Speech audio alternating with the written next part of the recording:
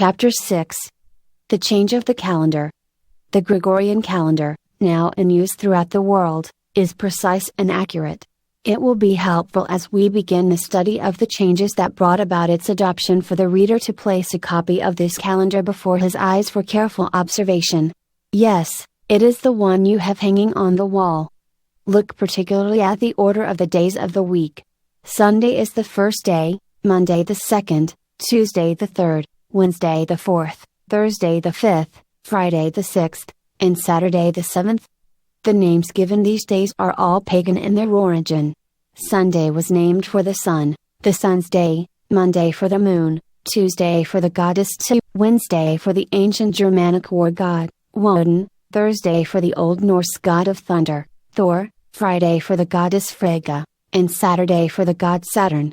The Old Latin names for these days in their order are as follows: Dies Solis, Dies Luni, Dies Martis, Dies Mercurii, Dies Jovis, Dies Veneris, Dies Saturni, these names being given in honor of the Sun, the Moon, Mars, Mercury, Jove, Venus, and Saturn, respectively. It is a common impression that many changes of the calendars have taken place between Christ's time and ours. This is not true.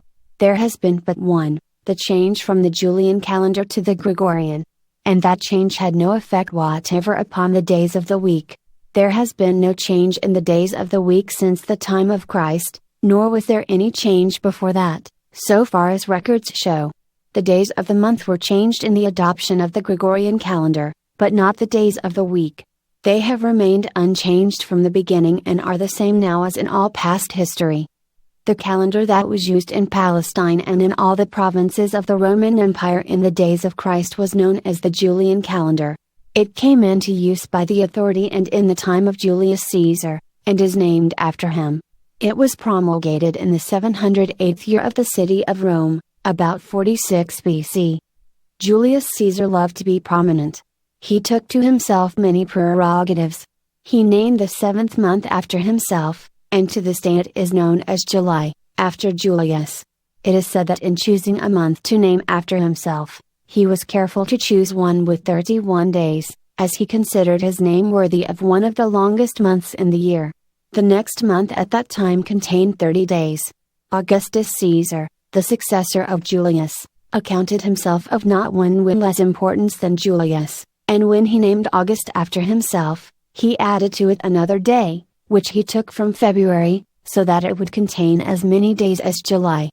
Julian calendar not accurate.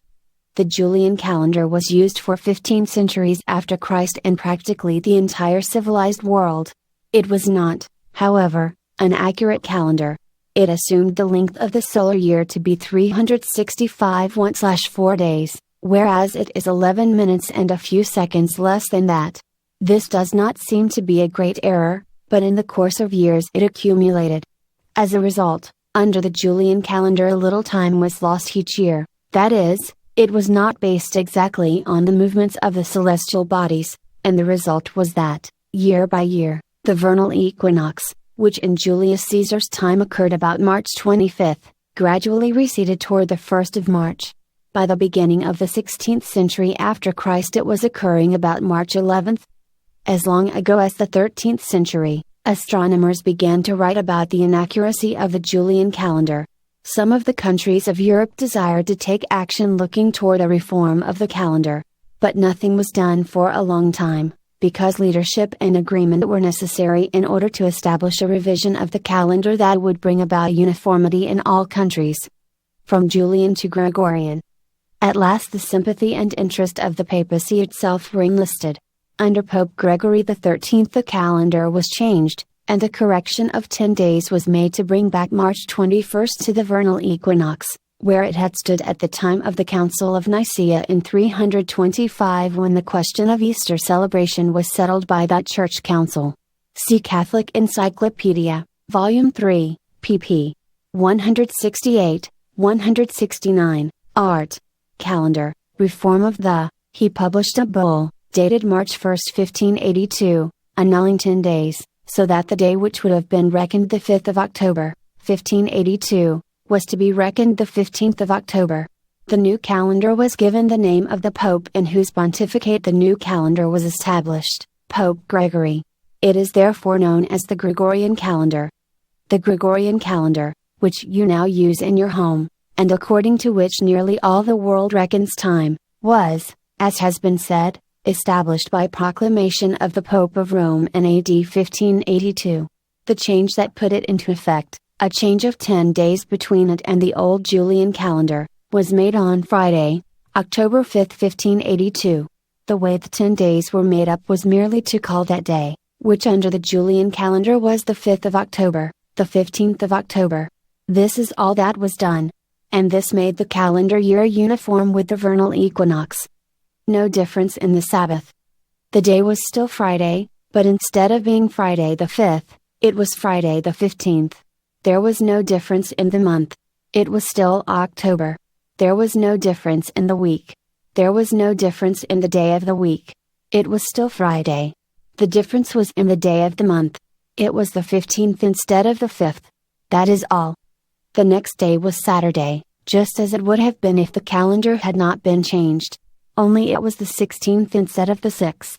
The change of the calendar made no change in the Sabbath of the Lord, and creates no difficulty in locating the identical seventh day now. Spain, Portugal, and Italy adopted the new Gregorian calendar at once. A little later in the same year, 1582, France adopted it, by calling the 10th of December the 20th.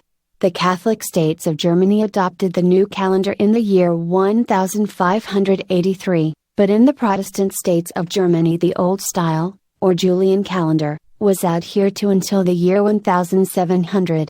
In that year the Low Countries, as they were called, or the Netherlands, adopted the new calendar.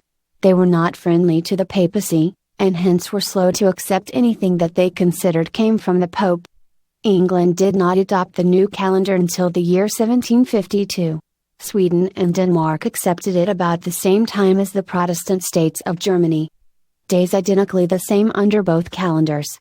During all this time when some of the countries were reckoning time under one calendar and some under another, the days of the week were identically the same in all countries.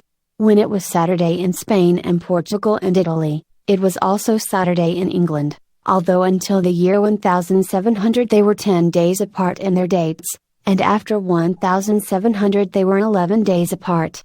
England had refused to accept the new calendar because at that time she was passing through the experience of establishing what has later come to be known as the Church of England, and wanted nothing whatever to do with the papacy. The difference in the reckoning of dates, however, resulted in confusion and difficulty in the transaction of business between England and the continent. Finally, the businessmen of England made such an agitation over the matter that England was obliged to adopt the new calendar, which by that time was known to be accurate and precise. In the study of history one will often observe, when dates of certain events are referred to, the letters OS or NS they are for the purpose of indicating whether the old style or new style calendar is referred to. Date changed, but not the day. It was on September 2, 1752, that the new style calendar, the Gregorian, was adopted by the British Parliament. The Act of Parliament reads merely that the day following September 2 should be called September 14th. The day was Thursday. Under the old style, or Julian calendar, it would have been Thursday the 3d. The Act of Parliament adopting the Gregorian calendar made it Thursday the 14th. The difference between the old style and the new style by that time amounted to 11 days. The 2nd of September was followed by the 14th of September. The day of the month was changed but not the day of the week. The 2d was Wednesday. The next day, the 14th, was Thursday. It would have been Thursday if the change had not been made. But it would have been Thursday the 3d, now it was Thursday the 14th.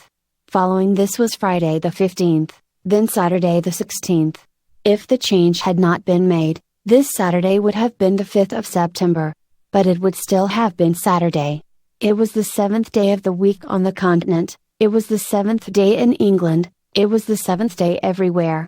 The dates attached to that day had been different on the continent and in England. Now they were made the same. But the day was not changed. The day was not lost. There was no confusion in the matter. The change made did not affect the days of the week at all. they continued and remained just the same. From 1582, when the new style calendar had been adopted in Italy, to 1752, when it was adopted in Great Britain, is 170 years. During all these 170 years, when countries of the continent of Europe were using the new style calendar, England had been using the old style calendar. At one time they were 10 days apart in the reckoning, at a later time 11 days. But during all this time the days of the week were just the same on the continent as they were in England. There was no confusion at all concerning them. Certainly this is conclusive evidence that the change in the calendar made no difference in the days of the week. Under different calendars, but with the same days. Russia and Greece continued using the old style calendar. They were under the influence of the Greek Church, which was not in communion with the See of Rome, hence they would not adopt the new calendar. Romania, Serbia, and Turkey, however, finally adopted the Gregorian calendar in 1919, and Soviet Russia made the change soon after the revolution. In none of these changes were the days of the week affected. By that time the difference between the two calendars amounted to 14 days. While the dates in Germany were not the same as the dates in Russia, the days were just the same. When it was Monday in Russia it was Monday in Germany, though they were under different calendars.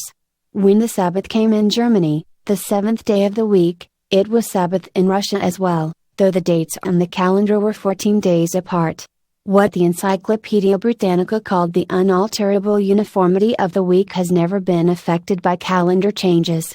Hence the day of the Sabbath has not been changed or altered or affected in the slightest degree by such changes.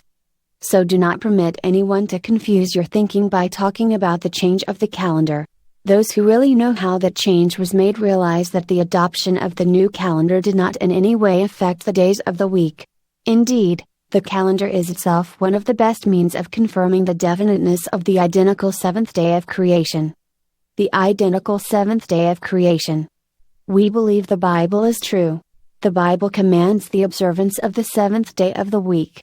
That identical seventh day can be found if anyone wants to find it. And it can be found even if anyone wants to lose it. There is no way by which it can be lost. When the sun goes down on Friday night, the identical seventh day of creation begins. It is the identical seventh day that God's command charges us to keep. That command declares, "The seventh day is the Sabbath of the Lord thy God, in it thou shalt not do any work." Therefore, when the sun sets this coming Friday night, you will be in holy time,